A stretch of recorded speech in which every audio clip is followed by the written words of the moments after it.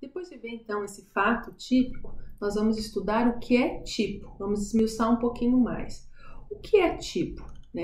Tipo, então, é um conjunto de elementos descritivos na norma. O tipo é aquela conduta. Fato típico é aquela conduta descrita na norma, mas o tipo penal são as características dessa conduta descrita na norma.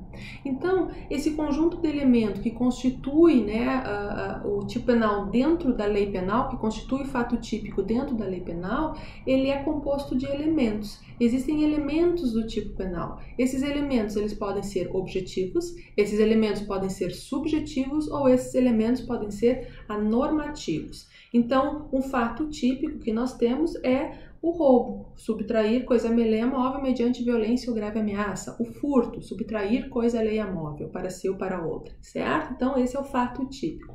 Mas o tipo penal, ele tem várias características, ele tem vários elementos. E esses elementos, então, nós vamos decifrar eles. O primeiro elemento que a gente pode vir a encontrar dentro do nosso Código Penal são os elementos objetivos.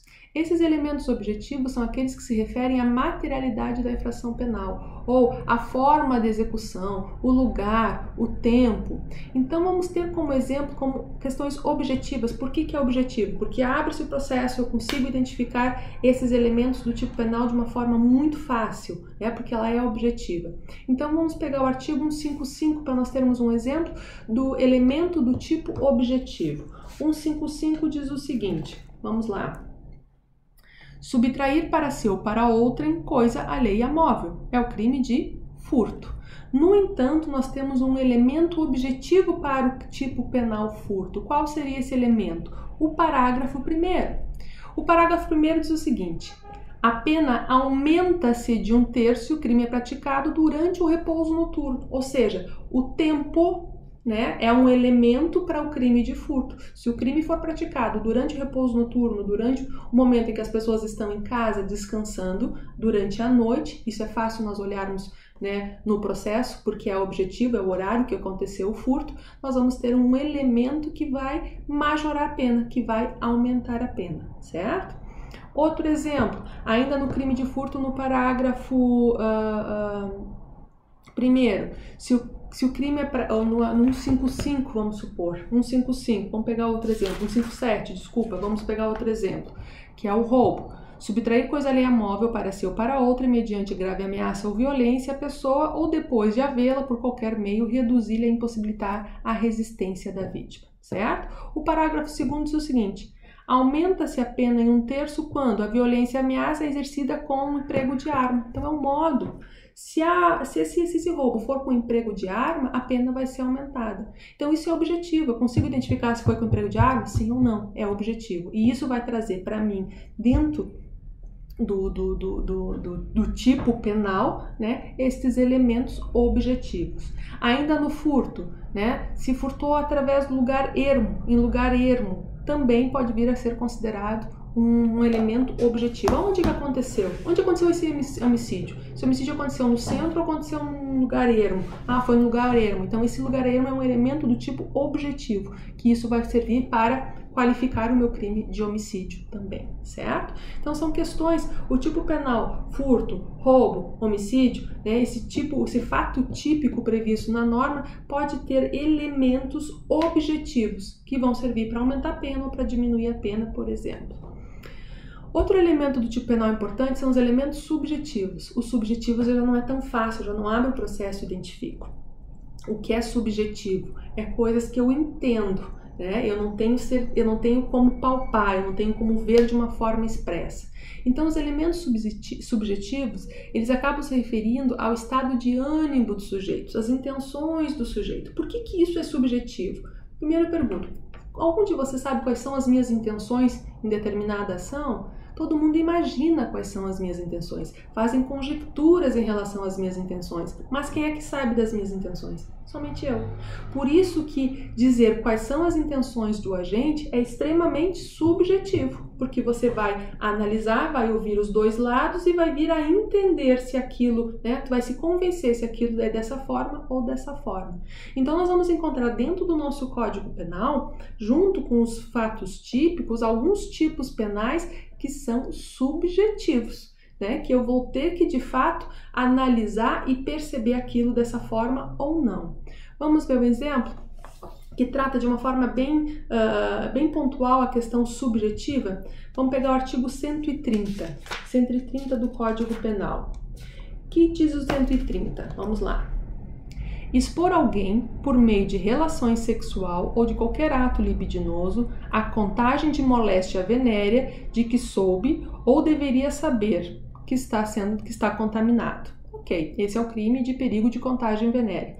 Parágrafo 1º do artigo diz o seguinte: se é intenção do agente transmitir a moléstia, a pena ela muda, ela é qualificada. Ou seja, tem um tipo penal. Qual é o tipo penal? Artigo 130, parágrafo 1º, que ele é subjetivo, porque vai pedir para que você perceba as intenções do agente. Se você percebeu que a intenção do agente era transmitir a moléstia, o crime é qualificado. Se você percebe que a intenção do agente não era transmitir essa moléstia, esse crime é simples e não qualificado. Então, vão existir tipos penais, vão existir tipos dentro do nosso Código Penal que são extremamente subjetivos. Mas o nosso Código Penal não tem só tipos objetivos, foi de noite, foi de dia, que horas, que usou arma, não são objetivos, não são subjetivos, onde eu vou ter que usar, né, dessa questão, a intenção do agente, né, a motivação, isso tudo é subjetivo. Mas existem também elementos normativos. Quando a gente fala em elementos normativos, então são componentes dessa figura típica que exigem, para a sua ocorrência, para que aconteça o crime, vão exigir da gente um juízo de valor. Então, antes mesmo, né, de nós julgarmos o crime, nós temos que analisar essa questão normativa do tipo, para ver se o Joãozinho cometeu o crime ou não. Não o julgamento do crime, absolvido ou condenado, não. É para ver se o Joãozinho fez aquilo que está descrito na norma. Se o que o Joãozinho fez na vida real, se o Joãozinho fez naquele momento, está descrito na norma ou não. E para eu saber se está descrito na norma ou não, eu vou ter que fazer um juízo de valor. Querem ver exemplos para ficar bastante claro? Artigo 151. Vamos lá. 151.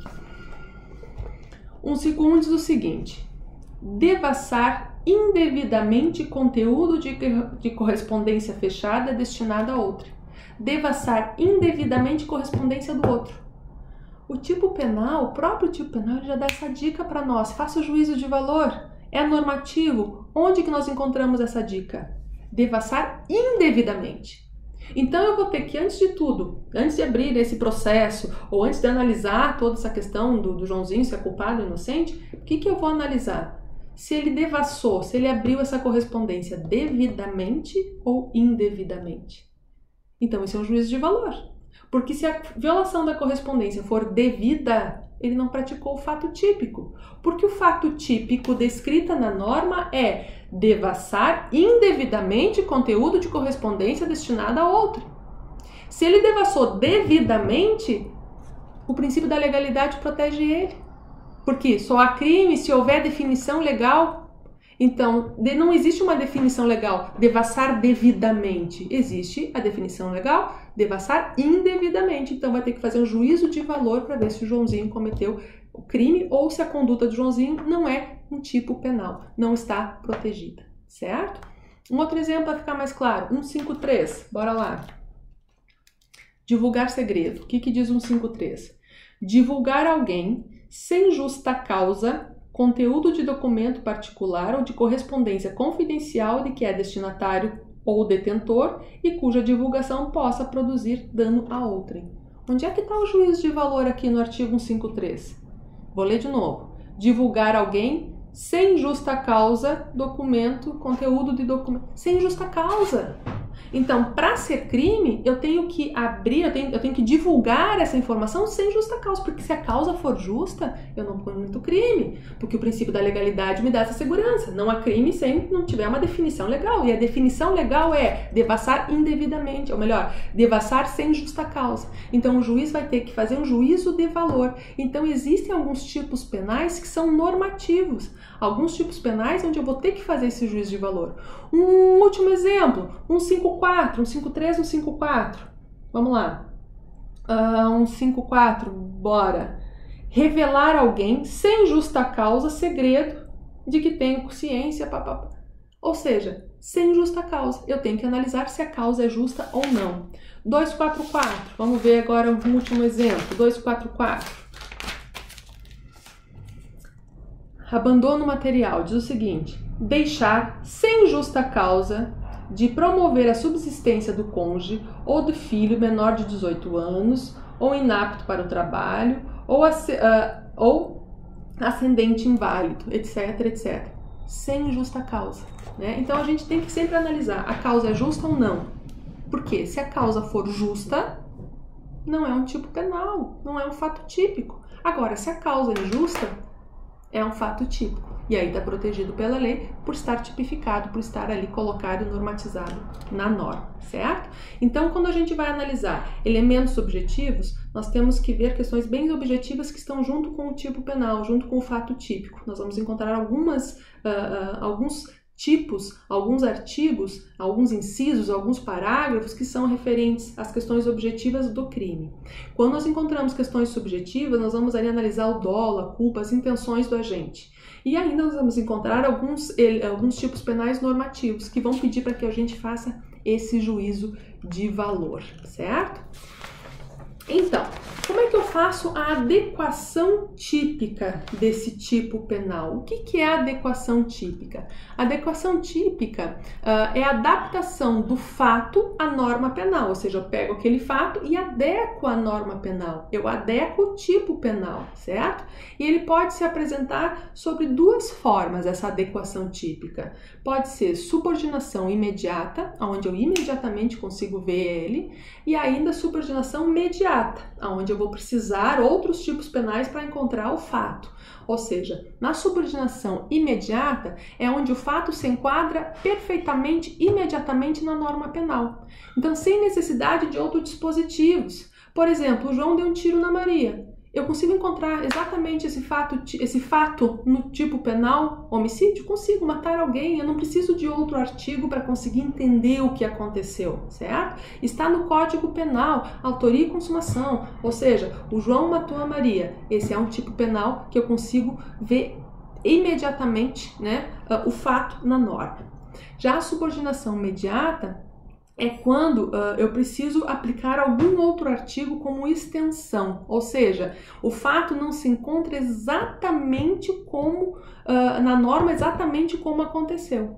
Então nós vamos precisar e nós necessitaremos, né, de outros artigos para conseguir descrever aquela conduta que aconteceu.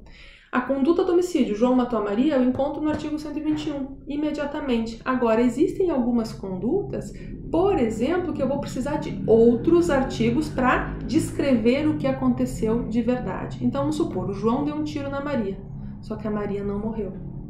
O tipo penal diz matar alguém. O João matou a Maria? Não, ele não matou. O João tentou matar Maria. Então eu vou precisar de outro artigo para descrever que o João deu um tiro na Maria e a Maria não morreu. Que artigo seria esse? Artigo 14 do Código Penal, a tentativa. Então é uma subordinação imediata. Para eu conseguir descrever o que aconteceu, né, o fato, e descrever ele através da norma, não é imediatamente. Eu preciso de complementos. Eu preciso dizer que tem o artigo 121, matar alguém, só que esse 121 não foi consumado. Então eu preciso do artigo 14 para dizer que foi tentado. 14, inciso 2, certo? Outro exemplo. O João e o José foram assaltar um banco, certo? Então nós temos aí o crime de roubo.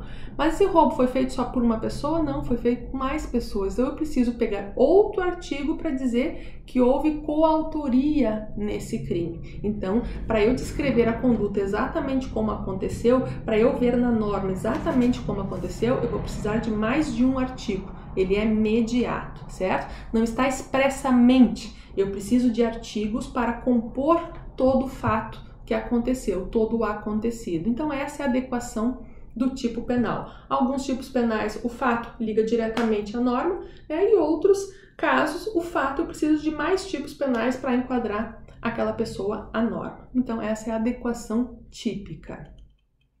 Então vimos o que é fato típico com todas as suas características e agora a gente vai vir a estudar o que é antijuridicidade e culpabilidade.